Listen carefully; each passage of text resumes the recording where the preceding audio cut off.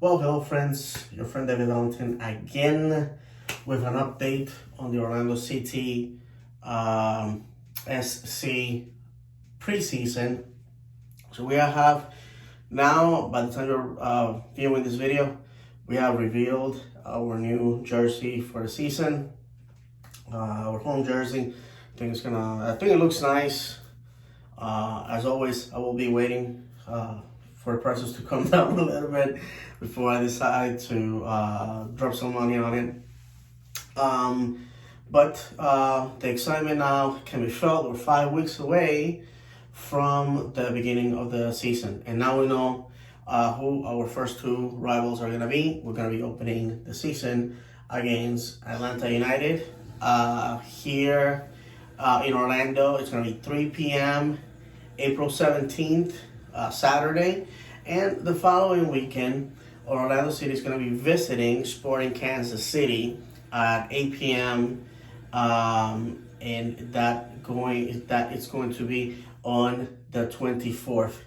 So about the home opener, Orlando City has a tradition, if you will, of always going down to 10 men and of tying. Out of the last six home openers, Orlando City has only failed to score once. It was a 0-0 result last year before everything shut down, and has only won once, which was 2017 1-0 against New York City in the home opener of this stadium of Explorer, then known as Orlando City Stadium.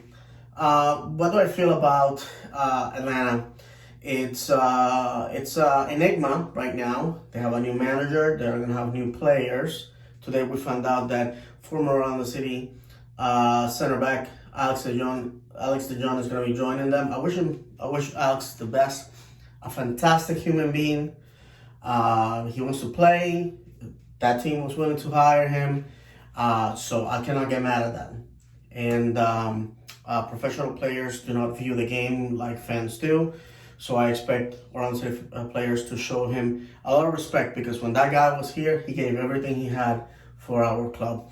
As far as Atlanta, like I said, we don't know what version of Atlanta we're gonna have, because for the first time they have shed all links to what made it good in the beginning, which was the first 2 years under Tata Martino and basically the dream squad they had of players.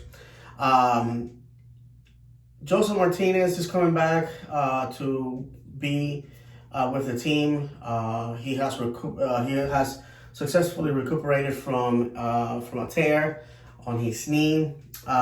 This sometimes creates an enigma on its own, because some players come back just as good as they were before, and some players come back not being their old selves, and other players, unfortunately, just go to hurt their other knee.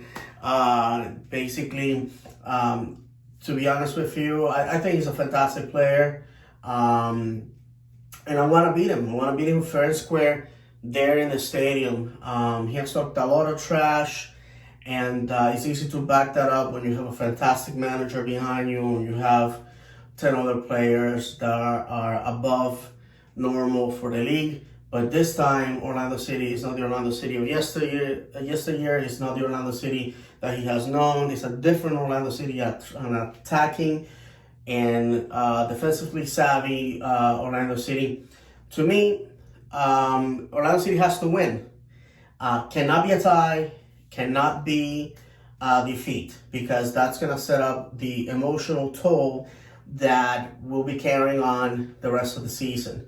I think if Orlando City goes to win this game, it will shut their mouth. It will basically destroy the narrative that Joseph Martinez has built around himself as a stellar player, flawless, and scoring machine. And second of that, I will say it will boost the morale in a club that prior to the arrival of Oscar Pareja, Luis Musi, Ricardo Moreira, and the likes lacked this cohesiveness this spirit of the corp that has been born with the club. If you look at the videos of the players right now at IMG in Sarasota, you can see this is a team. These guys will die and kill for each other. That's when you know you have a competitive team. In all my years following Orlando City, I have never said that trophies have to be the end be all for me to continue to be a fan. But at this point, now that we have a competitive team, we definitely have to be pursuing those trophies. This year we have the opportunity to compete for 4 of them: MLS Cup, Open Cup, the Supporter Shield, and Leagues Cup. So there's an opportunity to lift silverware, and I expect the guys to do just that. After that, Orlando City is going to be heading out to Sporting Kansas City. We were there last year, defeated them 2-1 in a game where we completely dismantled Sporting Kansas City. Sporting Kansas City and Orlando have had a good relationship, good ties between both clubs. Orlando City was the affiliate, the USL affiliate, back in 2013-2014, and a lot of good came out of that for Orlando.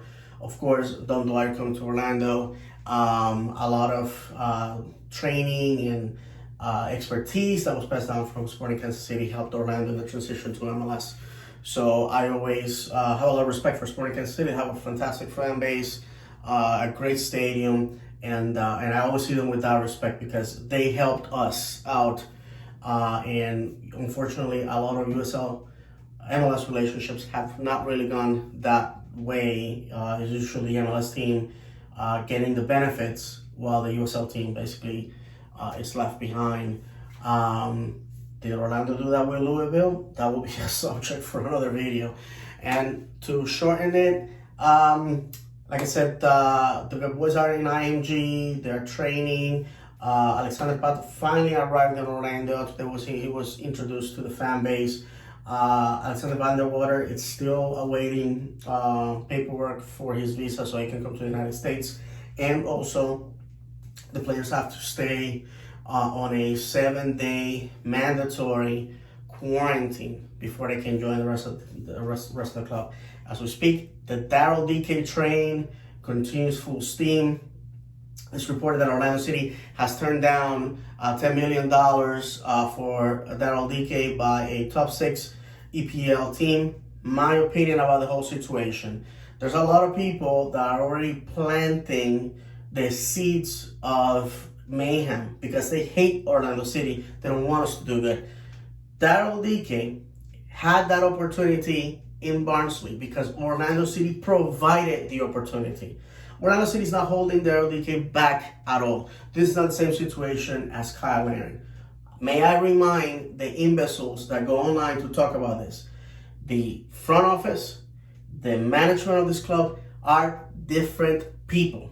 Same club, same colors, same badge, different people in the office. So we are not going to create a situation where the player feels that he doesn't have any other options than forcing an abrupt exit from the club, and for the CEO of the club to find out on Twitter. That was an embarrassment to the club, but also was on the people who led our team at the time, who had no idea what they were doing. That's the reason they are in Miami. And please tell me how bad they did last year. Right. So, with that said, Daryl DK is a fantastic and prolific player, and we are not that desperate to sell him just for peanuts. When I heard Barnsley fans saying that they wouldn't pay more than $2 million for him, I laughed. Because, I'm sorry, supply and demand. Why in the world would we do you a favor by selling you a prolific player like this for $2 million? You're out of your darn mind. But I say to you this: Daryl Dika will be gone, and he will be sold at the right price because it's a fantastic player and has a lot to contribute. And honestly, MLS is not his destination. We all know that. As a fan, I would love for him to be here for another season, lift a trophy, and then for us to cash a big check and wish him well. But football is unpredictable. Football is cruel. And football is a business. And if you are in the business of selling service, selling equipment, selling anything, as I am, you will understand that sometimes negotiations take time, and it's up to the buyer to say, yes, this transaction will go forward. But also, it is for the seller to get a fair return, a fair return on their investment. With that said, last thing that I want to talk about this is the fact that our club has been built beautifully this year. Super excited about what's to come, as I am with every season, because every season is always the same.